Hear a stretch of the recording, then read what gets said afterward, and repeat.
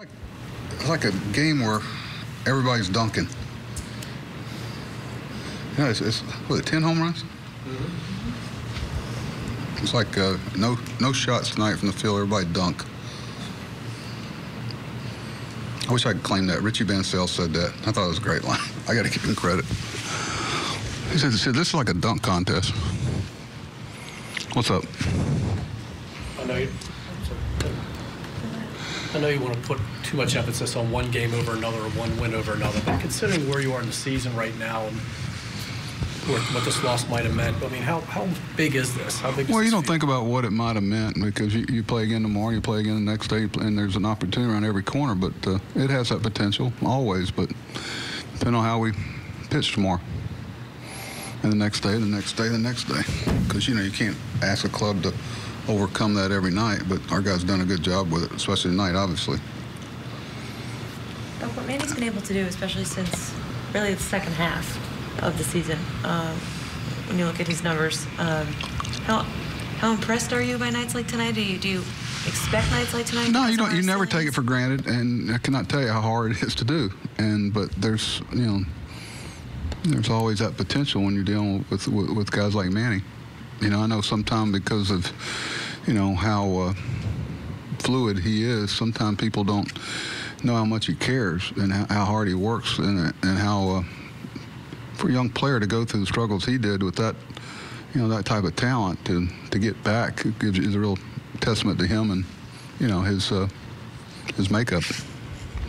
With all those home runs flying out, were you thinking early in the game that this had a chance to be a game like this? Well, I don't know. At 5-0, we hadn't hit one. I actually thought the first home run Trum hit, where we got a crooked number up there, kind of said, okay, let's see what happens. Casper had some big innings for us, and Darren very quietly, and that shouldn't go unnoticed. And I know it doesn't by me, but I don't know. We had to get when we got it back to within striking distance. You felt a lot better about it, but you had to put some zeros up there because they were hitting. I don't know how many they have tonight. 4 or 5. Each had 5. I think Zach caught the last ball, didn't he? Zach caught that last ball. Bobby was getting on Flaherty for a run with his head down. He says, "Bobby, that ball was gone." I think Bobby's thing is, Trout, you feel like he can jump on top of the wall and jump up in the air and catch it. And so, anyway, that was fun. As much as Manny grinded through the first half, past couple of weeks, it seems that he's been up a lot of different times and come through when you needed him to.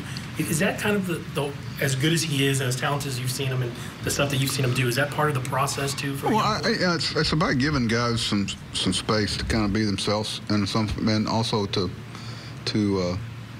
some guys are looking at the order and going, "Geez, I hope this game doesn't come to me." But very seldom at the big league level. That's what separates. They want to be in that spot, and it's not just him. Guys, it's a big at bat by Seth Smith, big at bat. And of course, Anthony got his first hit flare over there and made a good catch in right field. You can imagine the emotions going around with him tonight. Hopefully, I tell you, Castillo stayed for the game in case of emergency. He looked really rough, and CD was supposedly worse, so I know he was. He's had fever most of the day. Cassie didn't, I don't think he ran fever once he got here, but he was down in the recovery room for most of the game.